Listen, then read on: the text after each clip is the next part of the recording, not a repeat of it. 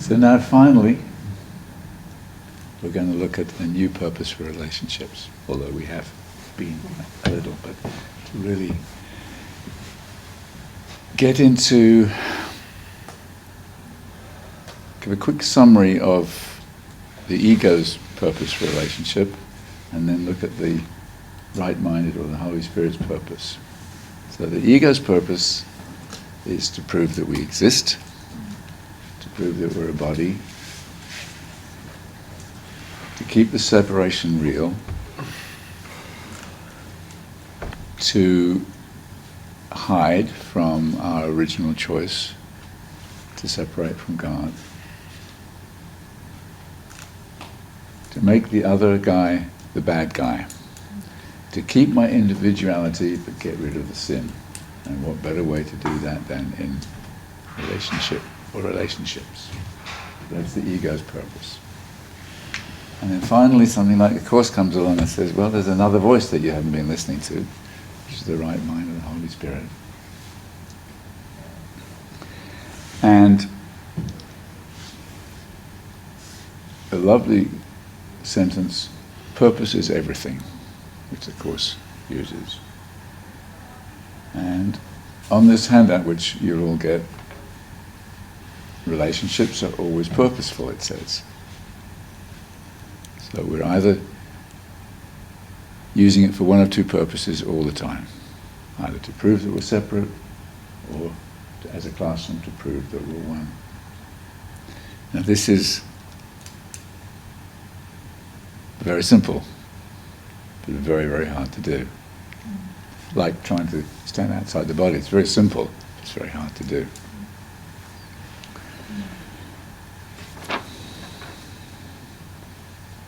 And Jesus says, be not afraid to look upon the special hate relationship, for freedom lies in looking at it. Could say relationships are the royal road to awakening.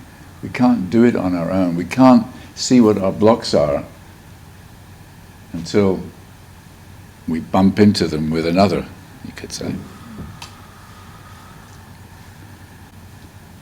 The Holy Spirit uses special relationships as learning experiences. Under His teaching, every relationship becomes a lesson in love.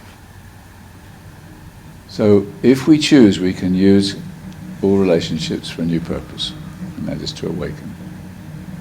To use it as a classroom to awaken. The holy relationship is the old unholy or special relationship transformed and seen anew. The only difficult phase is the beginning. Many relationships have broken off at this point. Now, how long is the beginning? It could be a lifetime, who knows? Mm-hmm. It could be a week, it could be an hour. And we have this choice in every moment. And we will flip back and forward. One moment we'll use it to hide, the next moment we'll, like this, after this morning it felt so intense, it's like, I really don't want to feel like that anymore. My intention is more firm after going through the darkness this morning to wholly take responsibility for what I'm feeling. No matter what she's saying or not saying. So it is about intention. Setting it up front, you could start every day. Starting the day with, I'm going to use this relationship, whatever it is, as a classroom in order to awaken. And we can reaffirm that many times a day if we choose. Do you want to add anything? Yeah, I was just thinking, last time I was here was about guidance. It was about the steps that promises you the day you truly want. Remember? If I make no decisions on my own